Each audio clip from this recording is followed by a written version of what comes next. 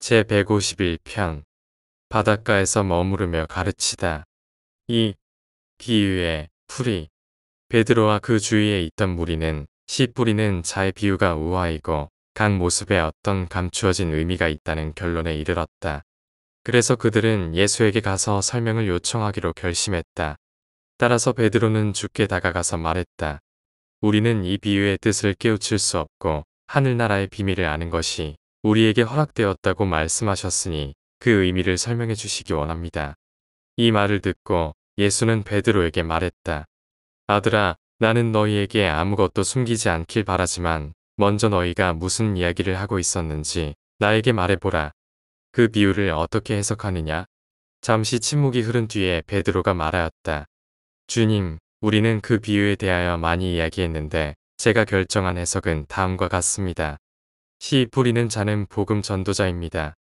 씨앗은 하나님의 말씀입니다. 길가에 떨어진 씨앗은 복음의 가르침을 이해하지 못하는 사람들을 나타냅니다. 굳어진 땅에 떨어진 씨앗을 빼앗아간 새들은 사탄 곧 악마를 대표하고 그는 이 무지한 사람들의 가슴 속에 뿌려진 것을 훔쳐갑니다. 돌밭에 떨어진 씨앗은 갑자기 생겨난 기쁜 소식을 듣고 기뻐하며 말씀을 거치레로 받는 생각이 없는 사람들을 나타냅니다. 그러나 진실한 깊은 이해를 하기까지 뿌리가 없으므로 그들의 헌신은 시련과 박해 앞에서도 오래가지 못합니다. 시련이 닥쳐올 때 이 신자들은 넘어집니다. 유혹을 받을 때 이탈합니다. 가시덤불 사이에 떨어진 씨앗은 말씀을 기꺼이 들으면서도 세상의 근심과 재물의 기만으로 진리의 말씀에 숨통을 막아서 열매를 맺지 못하게 하는 사람들을 나타냅니다.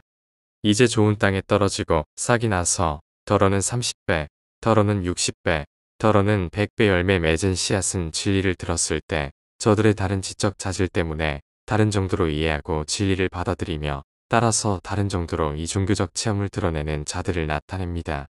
베드로가 비유를 풀이한 것을 들은 뒤에 예수는 다른 사도들도 제한이 없는지 물었다. 이 요청에 오직 나다니엘이 응답하여 말했다. 주님, 시몬 베드로가 그 비유를 풀이한 것에 좋은 점이 많이 있음을 인정하지만 저는 그의 말에 전적으로 동의하지 않습니다. 이 비유에 대한 제 생각은 다음과 같습니다.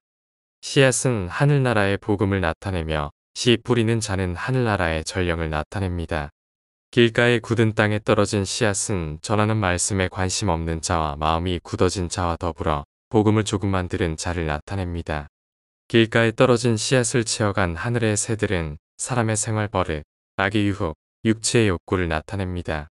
돌 틈에 떨어진 씨앗은 새로운 가르침을 빨리 받고 이 진리에 부끄럽지 않게 사는데 생기는 어려움과 그 현실에 부닥쳤을 때 진리를 마찬가지로 빨리 버리는 감정적인 사람들을 나타냅니다. 저들은 영적 이해가 모자랍니다. 가시덤불 사이에 떨어진 씨앗은 복음의 진리의 마음이 이끌린 사람들을 나타냅니다. 그들은 그 가르침을 따르려고 마음먹지만 그들은 삶의 자만, 질투, 시기, 그리고 인간 존재의 불안으로 방해받고 있습니다. 좋은 땅에 떨어지고 싹이 나서 더러는 30배, 더러는 60배, 더러는 100배 열매를 맺는 씨앗은 다른 자질의 영적 빛을 소유한 남녀들이 진리를 알아듣고 그 영적 가르침에 반응하는 능력, 자연스럽고 다양한 능력을 나타냅니다.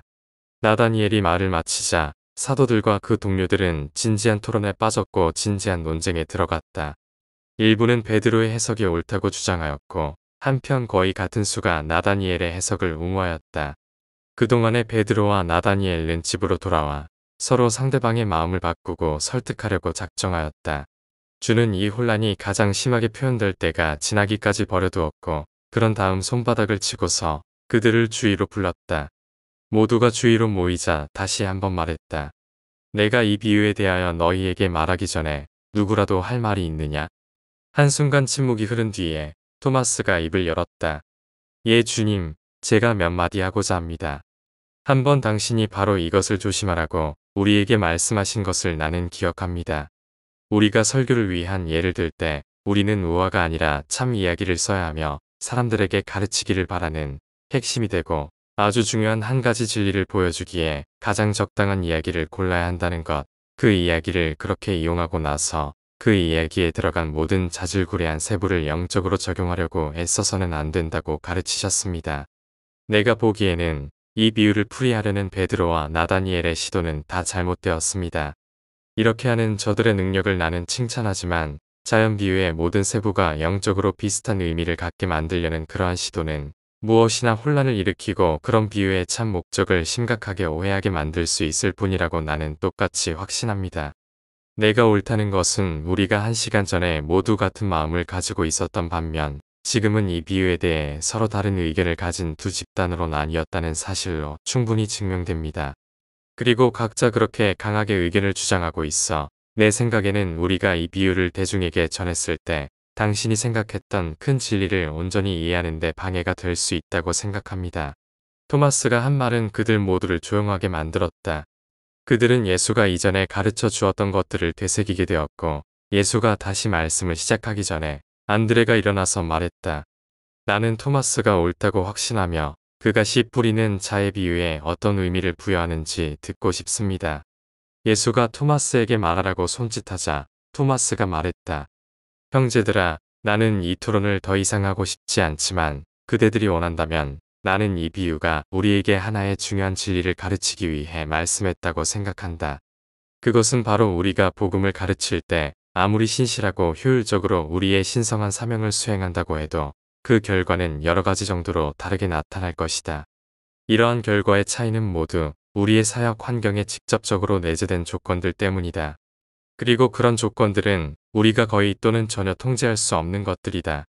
토마스가 말을 마친 후 동료 설교자들의 대부분은 그와 의견을 함께할 준비가 되었고 심지어 베드로와 나다니엘도 그와 이야기하려고 다가가고 있었는데 그때 예수가 일어나서 말했다. 잘했다 토마스. 너는 비유의 참 의미를 헤아렸다. 그러나 베드로와 나다니엘도 똑같이 잘했는데 그들이 내 비유들에서 우화를 만들어내려는 위험을 충분히 보여주었기 때문이다. 마음속에서 너희는 추측하는 상상의 날개를 통해 유익을 얻을 수 있지만 그런 결론을 대중의 가르침 일부러 제시하려 할 때는 실수를 하게 된다. 긴장이 풀렸기 때문에 베드로와 나다니엘은 서로의 해석을 축하했다. 알페오 쌍둥이를 빼고 사도들은 각자 그날 밤에 잠자리에 들기 전에 씨 뿌리는 자의 비유를 대담하게 풀이해 보려고 했다. 가룟 유다조차도 매우 그럴듯한 해석을 내놓았다. 12사도는 때때로 자기들끼리 우화를 풀이하듯 주가 말씀하신 여러 비유를 이해하려고 애쓰곤 했지만 다시는 결코 그런 추측을 심각하게 여기지 않았다. 이것은 사도와 그 동료들에게 매우 유익한 시간이었고 계속 대중을 가르치는 것과 관련하여 이때부터 예수가 비유를 점점 더 이용했기 때문에 더군다나 그랬다.